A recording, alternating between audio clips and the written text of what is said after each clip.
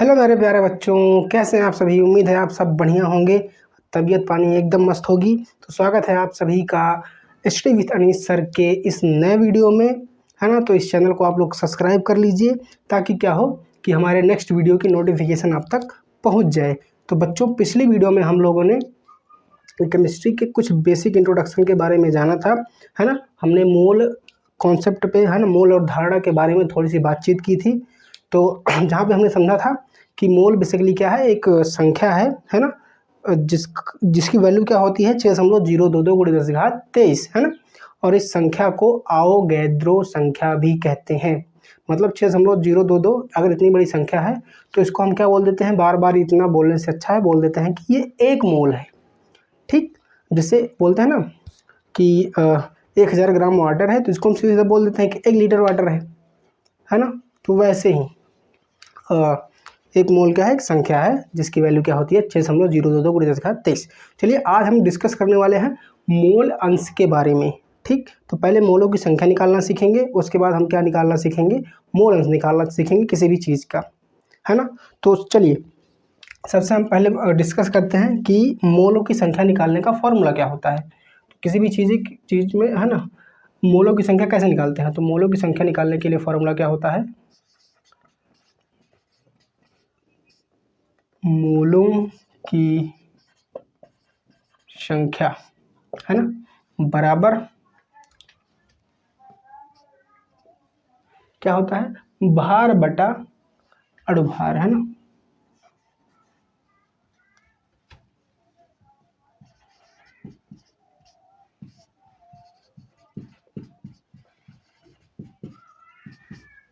ठीक, अब इसको मैथमेटिकल टर्म में अगर लिखना चाहें, है ना, तो कैसे लिख सकते हैं। अब मोलों की संख्या, संख्या मतलब होता है नंबर। ठीक, नंबर को किससे लिखते हैं अपन, n से लिखते हैं, है ना। तो n के लिए हम क्या मतलब नंबर मतलब संख्या के लिए हम क्या लिख देंगे, n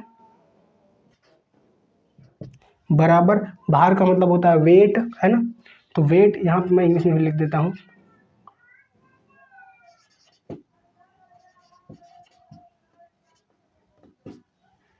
और स्पेलिंग थोड़ा प्रॉब्लम हो सकती है।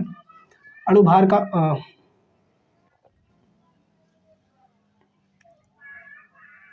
भार बटा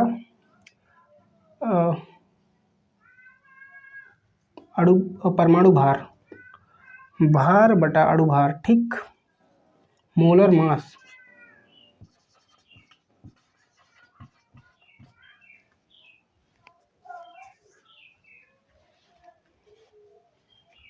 एक्चुअली यहाँ पे परमाणु भार होगा, ठीक है ना।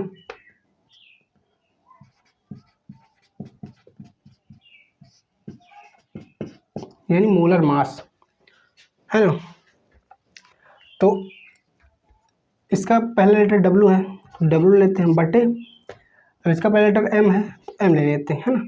ये हमारा निकल के आ गया फॉर्मूला किसका, किसी भी चीज़ का अगर हमको क्या निकालना है, मोलों की संख्या निकालनी है तो ये फॉर्मूला हो जाता है आपका n बराबर W/m। W क्या है, किसी भी वस्तु का क्या होता है, वो भार होता है, और m क्या होता है, मोलर मास यानी कि परमाणु भार। ठीक, चलिए अब समझते हैं एक उदाहरण के जरिए। अब जैसे हमारे पास एक क्वेश्चन है ना। क्वेश्चन क्या है, 1 लीटर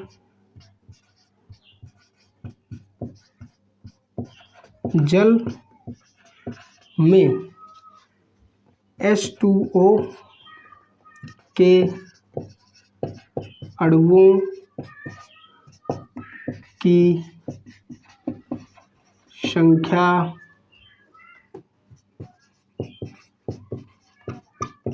ज्ञात करो, है ना। क्या बोला, 1 लीटर वाटर में H2O के अणुओं की संख्या अपने को निकालना है। अब भाई जल किससे मिलकर बना होता है, हाइड्रोजन। और भाई जल किससे बनता है, जब अपन हाइड्रोजन प्लस ऑक्सीजन को मिलाते हैं, इसकी अभिक्रिया होती है ना, तो हमको क्या मिलता है, H2O मिलता है। यानी कि हाइड्रोजन और ऑक्सीजन के परमाणु मिलकर H2O का अणु बनाते हैं, है ना। ये दोनों तत्व मिलकर ये अपने पास एक जल यौगिक बना देते हैं ना, H2O का अणु। अब अणु अणु मिलकर क्या बन जाता है, जल बन जाता है ना। अणुओं का समूह, हाइड्रोजन के अणुओं का सॉरी H2O के अणुओं का समूह ही तो क्या जल कहलाता है। तो पूछ रहा है कितने H2O के अणु होंगे 1 लीटर जल में, है ना। तो सीधे सीधा क्या अपने को अब ऐसे निकालेंगे नहीं कि एक जल मतलब एक H2O, 2 H2O, 3 H2O, ऐसे निकालेंगे नहीं। किस में निकालेंगे अपन, किस में निकालेंगे, मोल में निकालेंगे ना, इतना मोल उतना मोल। ठीक, तो कैसे निकालेंगे, तो n बराबर, n क्या है, मोलों की संख्या है किसके, अब जल के लिए निकाल रहे हैं तो यहाँ पे क्या लिख देंगे, H2O लिख देंगे, बराबर, अब फॉर्मूले में क्या है, भार बटा अणुभार। किसका भार, जल का भार, है ना। अब भार को हमेशा किस में लिखेंगे, ग्राम में, है ना। तो 1 लीटर वाटर में भाई 1 लीटर जल में कितने ग्राम, 1 लीटर जल को हम ग्राम में चेंज करेंगे तो कितना होगा, 1000 ग्राम, आपको पता है। तो भार क्या हो जाएगा अपना 1000 ग्राम बटे, अब परमाणु भार, है ना, मोलर मास, जल का कितना होता है, कैसे निकालेंगे, यहाँ पे निकालेंगे, देखो H2O है ना। सब परमाणु भार निकालने के लिए सबसे पहले आपको फॉर्मूला पता होना चाहिए, है ना। जब फॉर्मूला आपको पता होगा तभी आप निकाल पाओगे। तो हाइड्रोजन का अणुभार और परमाणु भार, है ना, परमाणु क्रमांक और परमाणु भार दोनों क्या होता है, एक होता है। अब लेकिन हाइड्रोजन के कितने अणु हैं, 2 अणु हैं, तो 2 से गुणा कर देंगे, प्लस ऑक्सीजन का अणुभार होता है और 8, परमाणु भार क्या होता है 16, तो बराबर में 2 एकम 2 प्लस 16 बराबर 18, है ना। तो ये क्या हो जाएगा, m का मान, है ना। अब क्या करेंगे, इसको काट देंगे, तो हमारा जल के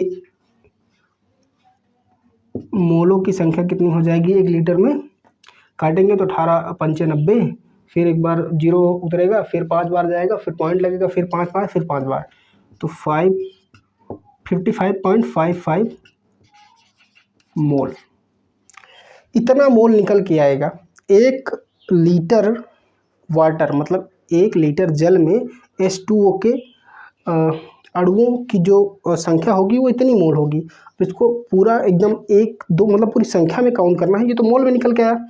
अब हमको आंसर मोल में ही देना होता है ना। अब वहाँ पे आप ये निकाल के नहीं बताएंगे कि इतनी इतने उतना इतना उतना, सिर्फ आपको मोल में निकाल के देना है।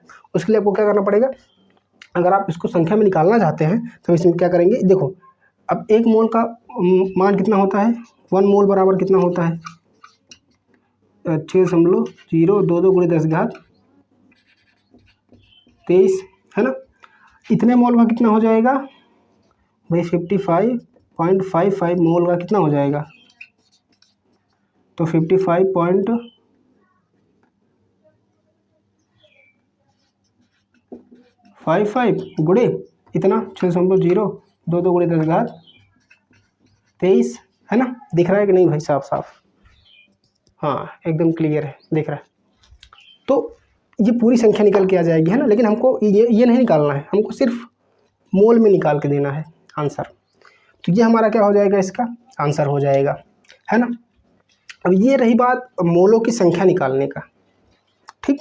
अब बात आती है जो मेन चीज़ क्या है, मोल अंश कैसे निकालें, है ना।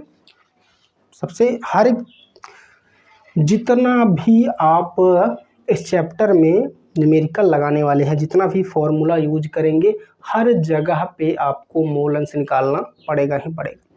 बिना मोल अंश निकाले आप इस चैप्टर में हिल नहीं सकते, ठीक। तो ये समझ लीजिए रामबाण है ना। बिना इसके आप किसी भी न्यूमेरिकल में, है ना, किसी भी टॉपिक में आप सरवाइव नहीं कर पाएंगे। तो चलिए हम निकालना सीखते हैं मोल अंश, है ना।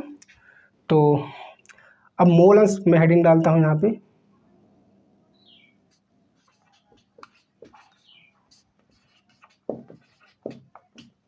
इसी को बोलते हैं मोल प्रभाज या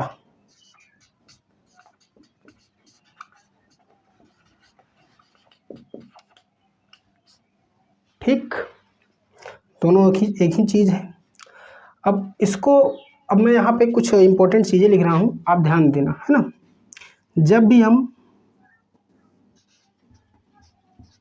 नोट करके यहाँ पे लिख रहा हूँ, ए लिखेंगे, अपन बिलियन चैप्टर पढ़ रहे हैं, सही बात।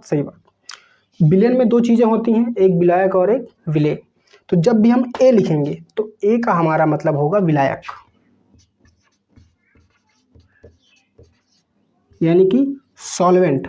और जब भी हम बी लिखेंगे तो बी का मतलब हमारा क्या होगा, विलेय, है ना। ठीक, फॉर्मूले में अभी इसका हम यूज करेंगे। ए का मतलब क्या होगा, विलायक, बी का मतलब होगा विलेय। ठीक, अब मोल अंश को हम किससे लिखते हैं, तो इसको हम लिखते हैं, भाई दोनों का मतलब एक ही है ना। तो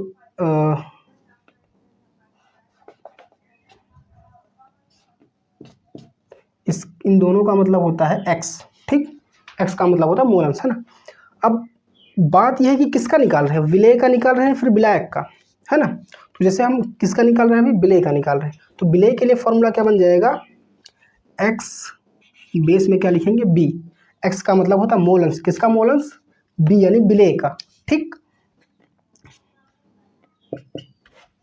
तो बराबर में क्या हो जाएगा, तो अगर हम इसकी डेफिनेशन देखें, डेफिनेशन भी मैं लिखूंगा, डेफिनेशन पहले बाद में समझो, है ना। पहले आप इस टर्म को, है ना, इसको मैथमेटिकली समझने की कोशिश करो। फॉर्मूला वो डेफिनेशन अपने आप याद हो जाएगी, दिक्कत नहीं है। क्या हो जाएगा, विलयन में उपस्थित किसी एक घटक के मोलों की संख्या बटे, है ना, बिलियन में उपस्थित कुल घटकों के मोलों की संख्या को क्या बोलते हैं, मोल अंश, है ना। अब जिसका निकाल रहे हैं उसका लिखेंगे पहले।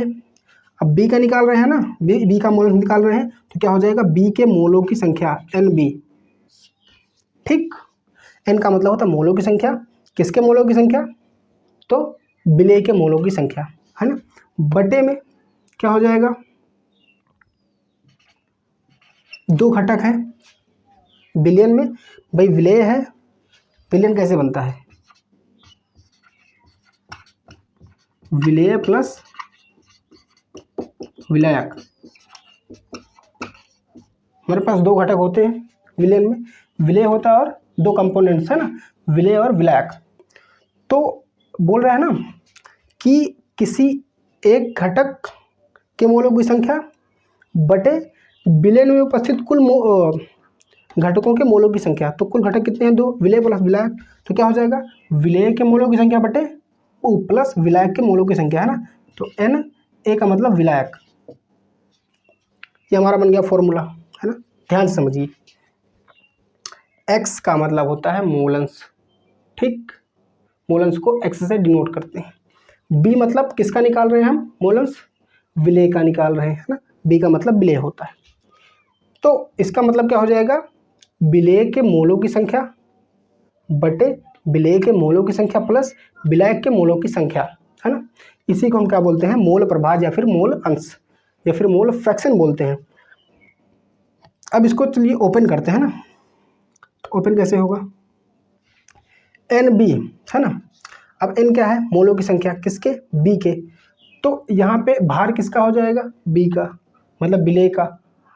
एम मतलब होता है अणुभार, तो किसका अणुभार हो जाएगा, विलेय का, है ना। चलिए समझाते हैं।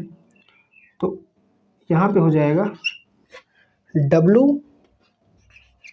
भाई एन बी की जगह पे क्या लिखेंगे, जैसे एन की जगह पे डब्लू बटे बी लिखा, वैसे एन बी की जगह पे क्या लिखेंगे, डब्लू बी बटे एम बी, है ना। डब्लू बी बटे एम बी, फिर पूरे मतलब इसका बटे है तो पूरे का बटे लिखेंगे, फिर क्या लिखेंगे, एन बी है तो एन बी की जगह पे फिर से ही लिखेंगे डब्लू बी बटे एम बी। ठीक, plus N A, N A के लिए क्या लिखेंगे, डब्लू ए बटे एम ए। कट तो नहीं रहा भाई, एक मिनट चेक कर लेते हैं भाई, हाँ एकदम साफ दिखाई दे रहा है, क्लियर है, कोई प्रॉब्लम नहीं।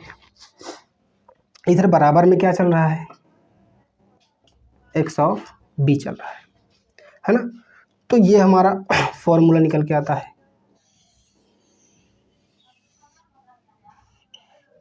ना। अब मैं सारी चीज़ों को यहाँ पे लिख देता हूँ। ये आपको समझ में आ गया होगा, है ना। सबसे पहले आप एक स्क्रीनशॉट ले लीजिए, है ना। उसके बाद मैं इसको थोड़ा इरेज कर लेता हूँ। जल्दी से आप इसका स्क्रीनशॉट ले लीजिए।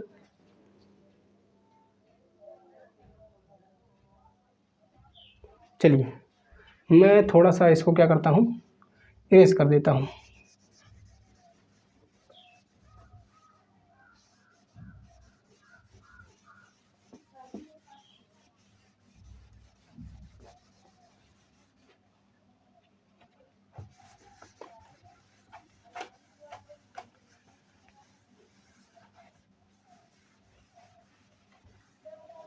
चलिए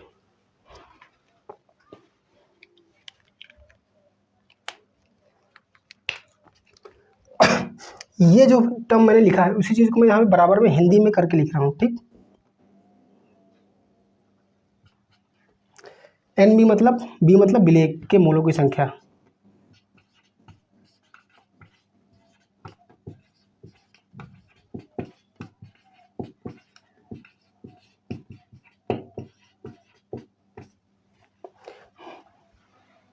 बटे में क्या है, एन बी फिर एन बी मतलब होता है विलेय के मोलों की संख्या प्लस विलायक के मोलों की संख्या, है ना।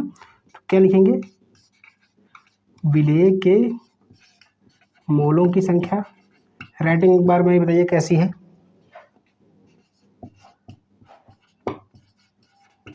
बोर्ड ये वाला थोड़ा चेंज करना, छोटा पड़ रहा है ना, तो कुछ दिन में 2 से 3 दिन में हम इसको बदल देंगे। प्लस क्या हो जाएगा, एन ए मतलब विलायक के मोलों की संख्या।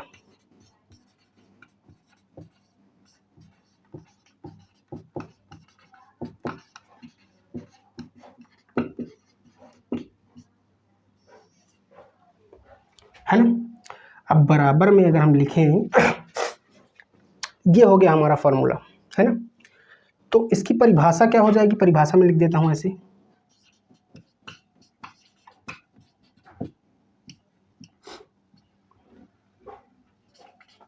किसकी परिभाषा, मोल अंश की, यानी फिर मोल प्रभाज, ठीक। तो परिभाषा बना के लिखना है अपने को। कैसे लिखेंगे, दिख रहा है ना। किसी विलयन में उपस्थित किसी एक घटक के मोलों की संख्या तथा विलयन में उपस्थित कुल घटकों के मोलों की संख्या के योग के अनुपात को क्या बोलते हैं, या फिर योग के अनुपात नहीं भी बोलो तो ऐसा लिखो, मैं लिख रहा हूँ, बोल भी रहा हूँ साथ में। विलयन में उपस्थित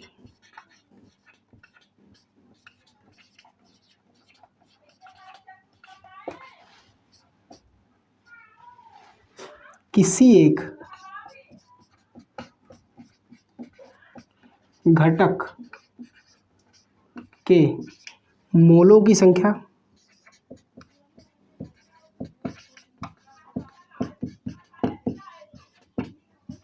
तथा विलयन में उपस्थित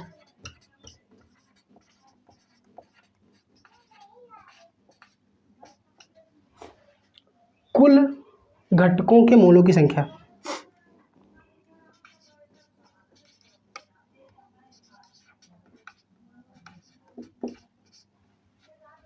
विलयन में उपस्थित कुल घटकों के मोलों की संख्या के अनुपात को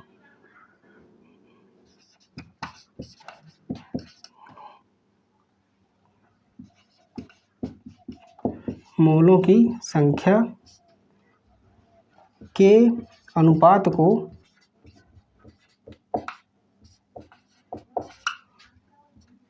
मोल अंश या मोल प्रभास कहते हैं।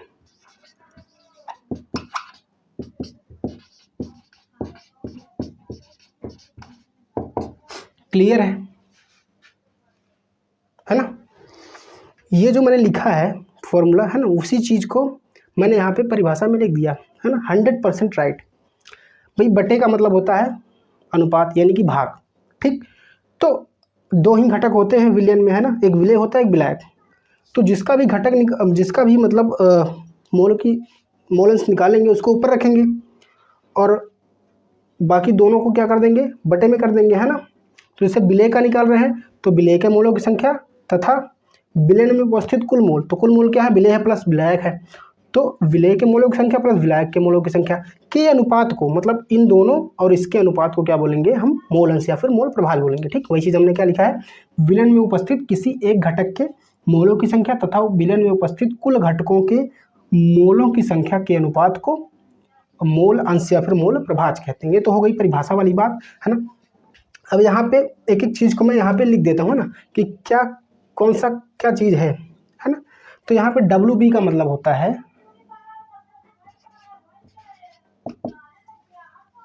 B मतलब विलेय, मैंने आपको बताया था। W मतलब भार, है ना, तो विलेय का भार।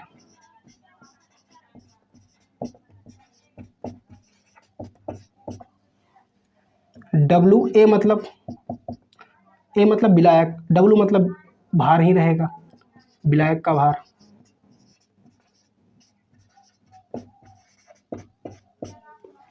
ठीक, उसके बाद MB मतलब विलेय का परमाणु भार।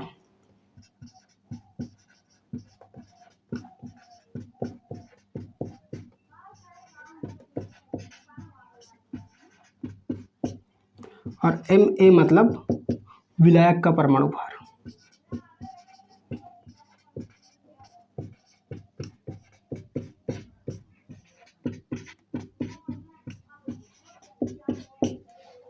ठीक भाई, WB मतलब विलेय का भार, M मतलब मोलर मास, मोलर मतलब परमाणु भार किसका, B मतलब विलेय का।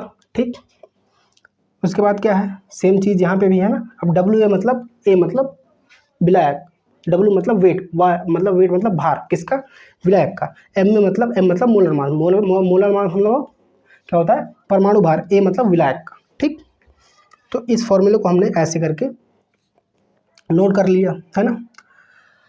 अब ये फॉर्मूला हो गया किसके लिए, विलेय के लिए। अगर विलायक के लिए करना होगा तो हम क्या करेंगे, हम कुछ नहीं करेंगे, सीधा सीधा क्या लिख लेंगे, जैसे x ऑफ, हमको क्या निकालना है, मार्कर काम करना बंद कर दे रहा है भाई, XA निकालना है जैसे हमको, है ना, विलायक का मोल अंश निकालना है। ठीक, तो यहाँ पे क्या हो जाएगा,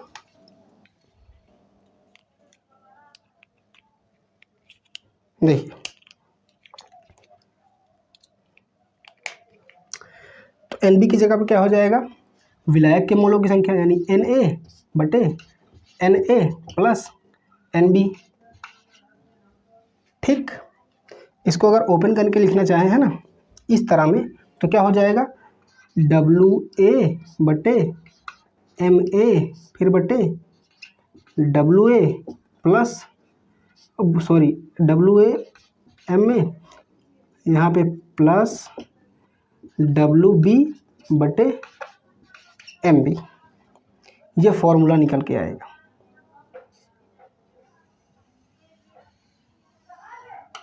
है ना, ये हमारा फॉर्मूला हो जाएगा।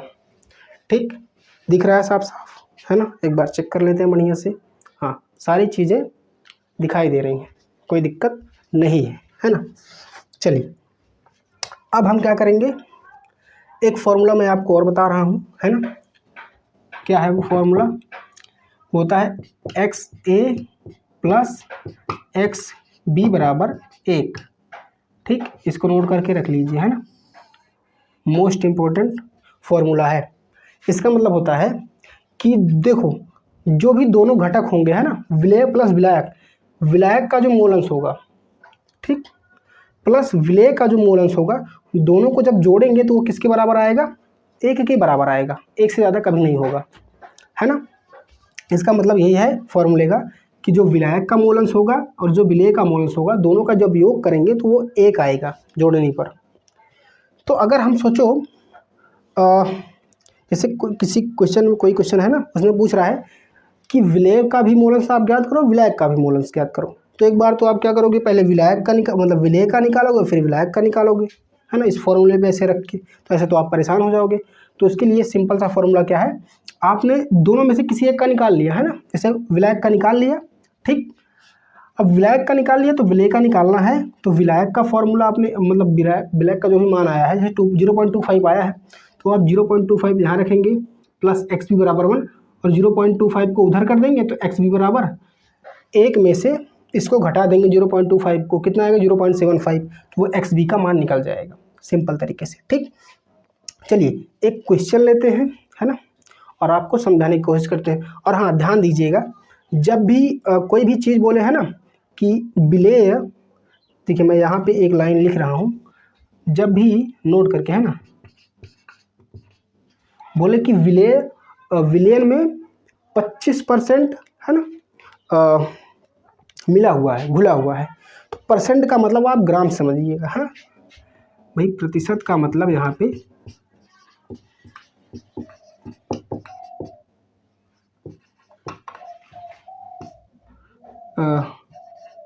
ग्राम से होगा, है ना। बोले कि 25% ग्लूकोज विलेन में घुला हुआ है, ठीक, जलीय विलेन में, है ना। तो 25% मतलब 25 ग्राम ग्लूकोज। अब ग्लूकोज क्या है, हमारा विलेय हो गया, 25 ग्राम है, तो विलायक कितना हो जाएगा, विलायक हमारा क्या है, जल। तो अपने आप दिमाग में ये फिट कर लेना है कि विलेन कितना होगा 100 ml का, कोई भी विलेन कितना होता है 100% होता है ना। 25% क्या है हमारा ग्लूकोज यानी विलेय है, तो 75% यानी कि 75 ग्राम क्या हो जाएगा हमारा जल हो जाएगा, विलायक। ठीक, तो यहाँ पे प्रतिशत का मतलब ग्राम से होगा, ये बात आप नोट करके, है ना, लिख लेंगे। क्वेश्चन बनाते समय एकदम ध्यान में रखना, काम आएगा। ठीक, तो चलिए इसको पहले बढ़िया से आप स्क्रीनशॉट ले लीजिए, इसको इरेज करेंगे, एक क्वेश्चन लेंगे, उसके जरिए आपको समझाएंगे एकदम बेहतरीन तरीके से, है ना। सारी चीज़ें समझ में आएंगी, कोई दिक्कत नहीं है ना, आराम से पढ़ाएंगे। चलिए देखिए, हमने क्वेश्चन नोट कर लिया है ना, बुक से लिया है क्वेश्चन। 72 ग्राम जल तथा 92 ग्राम एथिल अल्कोहल। एथिल अल्कोहल का ये फॉर्मूला होता है, एथिल अल्कोहल का मतलब होता है एथेनॉल, है ना, यानी कि शराब। ठीक, जो कि आप के दोस्त वगैरह या फिर आप भी कभी कभी पीते होंगे ना, आप तो नहीं पियेंगे, ठीक, जो भी आपके बड़े होंगे ना, के मिश्रण में दोनों, है ना, के मूल प्रभाज की गणना कीजिए। अब दोनों बोला है ना, मतलब अपने को विलेय का भी निकालना है, विलायक का भी निकालना है। ठीक, अब देखो यहाँ पे भले ही जल की मात्रा कितनी है 72 ग्राम, एथिल अल्कोहल की मात्रा कितनी है 92 ग्राम, लेकिन जब भी आपको क्वेश्चन में जल दिखे, है ना, तो जल का मतलब ही होता है विलायक। ठीक, आपको जल का मतलब विलायक समझ के चलना है ना, आपको वहाँ पे ये नहीं देखना कि जल की मात्रा कितनी है ना। बाकी सारी चीज़ों में आप देखिए, है ना, कि जो चीज़ कम रहेगा वो विलेय होगा, जो ज़्यादा रहेगा विलायक। जल क्या है, एक सार्वभौमिक विलायक माना गया है, ठीक, जिसमें अधिकतर चीज़ें क्या करती हैं, घोली जा सकती हैं, है ना। तो जो घोलता है वही तो विलायक होता है, और जो घुलता है वो विलेय होता है। तो शराब को पानी में डाला जाता है ना, ठीक, अब भाई विलेय में शराब में थोड़ा सा पानी मिलाया जाता है ना, तो इसलिए थोड़ा क्या है, इसकी मात्रा ज़्यादा है एथिल अल्कोहल शराब की, और पानी की मात्रा कम है। जो लोग क्वार्टर बनाते होंगे ना, उनसे आप पूछिएगा तो वो बताएंगे कैसे शराब वराब पी जाती है ना। तो जल आपका क्या हो गया विलायक, और एथिल अल्कोहल क्या हो गया आपका विलेय, है ना। तो सबसे पहले तो यही लिखेंगे, ठीक, कि हमारा विलायक क्या है,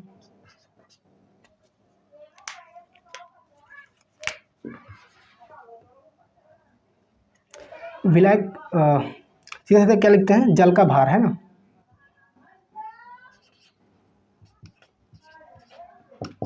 भार मतलब W किसका, जल का, H2O का। कितना दिया गया है 72 ग्राम। सबसे पहले आपको क्वेश्चन सही से पढ़ना आना चाहिए, है ना। अगर आपने क्वेश्चन सही से पढ़ना सीख लिया तो फिर 50% क्वेश्चन तो आपको यूँ ही सॉल्व हो जाएगा, फिर बस कैलकुलेशन रह जाएगी। ठीक, तो 72 ग्राम क्या हो गया हमारा, जल का भार दिया गया है ना। तो W ऑफ H2O लिख देंगे। ठीक, यहाँ पे आप वो भी लिख सकते हैं W ऑफ A, है ना, WA भी लिख सकते हैं। क्यों, क्योंकि A का मतलब विलायक होता है, विलायक हमारा क्या है, जल है। लेकिन आप जब जल दिया गया तो आप H2O ही लिखिए, है ना, इस तरह कन्फ्यूजन नहीं होगी आपको, है ना। अब जल का जो अणुभार होता है M ऑफ H2O, वो भी लिख लेते हैं। क्या होता है, जल का अणुभार कितना होता है 18 होता है।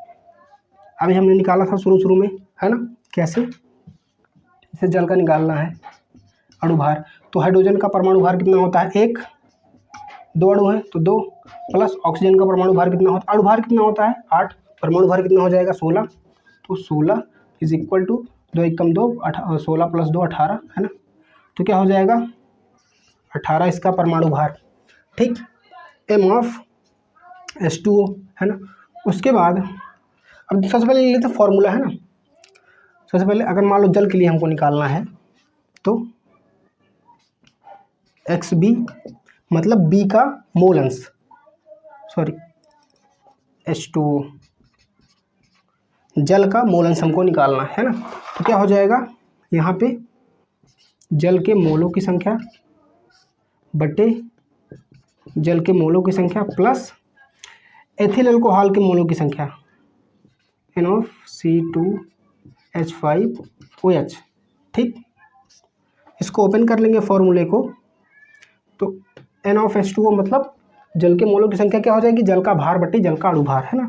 तो W ऑफ H2O बटे M ऑफ H2O है ना, पूरे का बटे W ऑफ H2O बटे M of H2O plus ethyl alcohol के मोलों की संख्या निकालने का फॉर्मूला क्या है, भार बटे अणु भार। तो एथिल अल्कोहल का भार बटे एथिल अल्कोहल का अणु भार, एथिल अल्कोहल का भार है ना। तो W ऑफ C2H5OH बटे M ऑफ C2H5OH। ठीक, तो देखो अपने को क्या क्या दिया गया है, बराबर में यहाँ पे क्या है X ऑफ H2O। ठीक, ये दिया गया है ना। अब देखो ये फॉर्मूला है, देखो अपने सब कुछ दिया गया है। W ऑफ H2O कितना दिया गया है 72 ग्राम। M ऑफ H2O मतलब कि मोलर मास यानी कि परमाणु भार जल का 18 दिया, 18 मतलब होता है। ठीक, निकाल सकते हो वहाँ से है ना।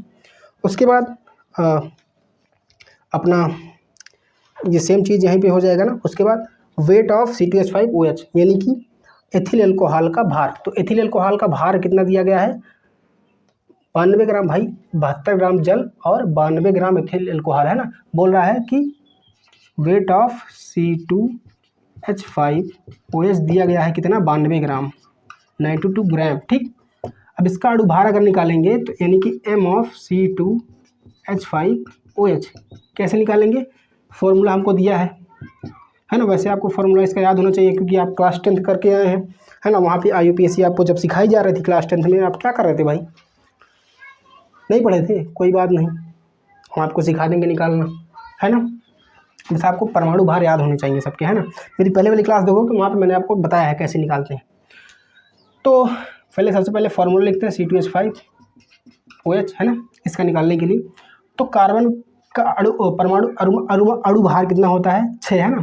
तो परमाणु भार कितना हो जाएगा 12 और कितने हैं 2 है ना। तो 12 गुणे 2 प्लस हाइड्रोजन का 1 होता है, कितने हैं 5 हाइड्रोजन है तो गुणे 5 प्लस ऑक्सीजन का कितना होता है, अणु भार तो होता है 8 और परमाणु भार क्या हो जाएगा 16 प्लस हाइड्रोजन का 1 होता है। टोटल कितना हो जाएगा 12 दूनी 24 है ना, प्लस 5 एकम 5 16 1 17। ठीक, तो ये हमारा निकल के आ जाएगा 7 7 5 12 12 4 16 है ना, और 2 1 3 1 4 46। ठीक, तो ये हमारा निकल के आ जाएगा कितना 46 है ना। M ऑफ C2H5OH यानी कि मोलर मास ऑफ C2H5OH यानी कि एथिल अल्कोहल का जो परमाणु भार हो वो आएगा, वो निकल के आएगा 46। अब इसको सिंपली क्या करना है, फॉर्मूले पे वैल्यू को रख देना है ना। तो रख देते हैं आराम से, क्या दिक्कत है भाई।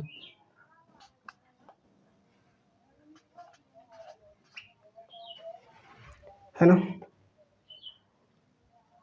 एक बार मैं देख लूँ कट तो नहीं रहा, आई थिंक आ जाएगा।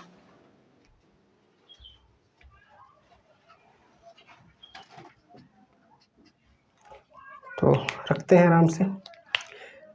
W ऑफ H2O यानी कि जल का भार कितना है 72 ग्राम, 72 बटे जल का अणु भार कितना है 18 .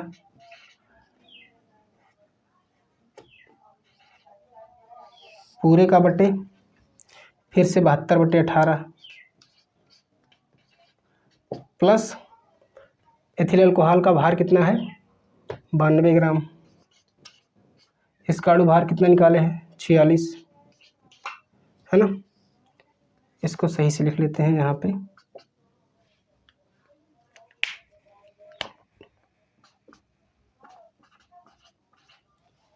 है ना। अब क्या करना है आपको, कट रहा है काट देना। 18 चौको 72, 18 चौको 72 और 46 दूना 92, है ना। बराबर में कट के क्या आएगा 4/4 + 2, है ना।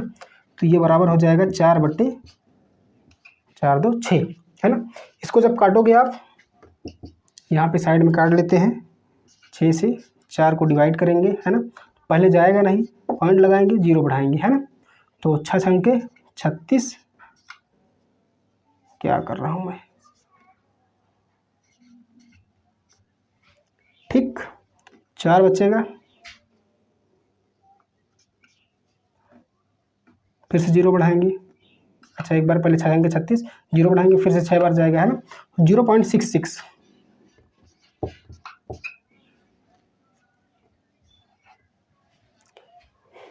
इतना आ गया, है ना। अब हमको पता चल गया कि हमारा जो x ऑफ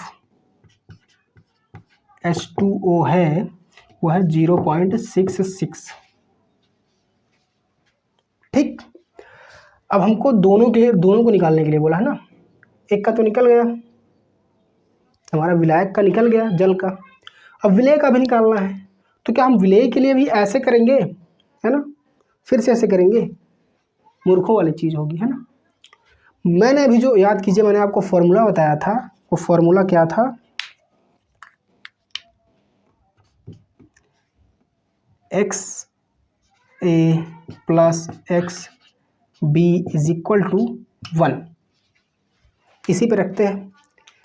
XA हमारा क्या है विलायक है, विलायक हमारा क्या है जल है ना। तो XA की वैल्यू हमको पता है, ठीक।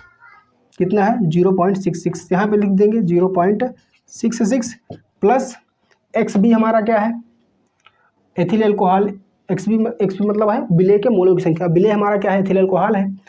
तो XB यानी कि X ऑफ C2H5OH बराबर में क्या है 1। तो हमको इसका निकालना है, तो इसको हम उधर भेज देंगे। X of C2H5OH is equal to क्या हो जाएगा 1 - 0.66, ठीक। तो हमारा X ऑफ C2H5OH निकल करके आ जाएगा, यानी कि विलेय का मोल निकल के क्या आ जाएगा। तो एक में से आपको क्या घटाना है 0.66 घटाना है ना। पॉइंट लगा के आप 0 ऊपर कर दो, क्या हो जाएगा 4। यहाँ पे क्या बचेगा 9 में से 6 गए 3, पॉइंट लगाएंगे और यहाँ पे बचेगा 0, ठीक। ये निकल के आ गया आपका ना 0.34। तो एक तो हमारा आंसर ये हो गया, दूसरा हमारा आंसर ये हो गया। अब मैंने आपको एक बात बोला था, आप विलेय का मोलेंस और विलायक का मोलेंस जब ऐड करेंगे वो दोनों जुड़ के कितना हो जाएगा 1 के बराबर आएगा। क्या ये बात लागू हो रही है? चलो एक बार चेक करके देख लेते हैं। यहाँ पे लिखते हैं फॉर्मूला पे, पहले फार्मूला लिख लेते हैं ना, XA + XB = 1, है ना। XA की वैल्यू हमने कितनी निकाली है 0.66 प्लस XB की वैल्यू हमने कितनी निकाली 0.34 बराबर में 1, ठीक। इन दोनों को चलो जोड़ लेते हैं। 0.66 प्लस 0.34, है ना। 6 4 10 की 0, हासिल आयन 1 और 6 3 9 1 10, है ना। 2 अंक पे दशमलव लगाएंगे, यहाँ पे लगाएंगे, कितना आ गया 1.00 यानी कि 1।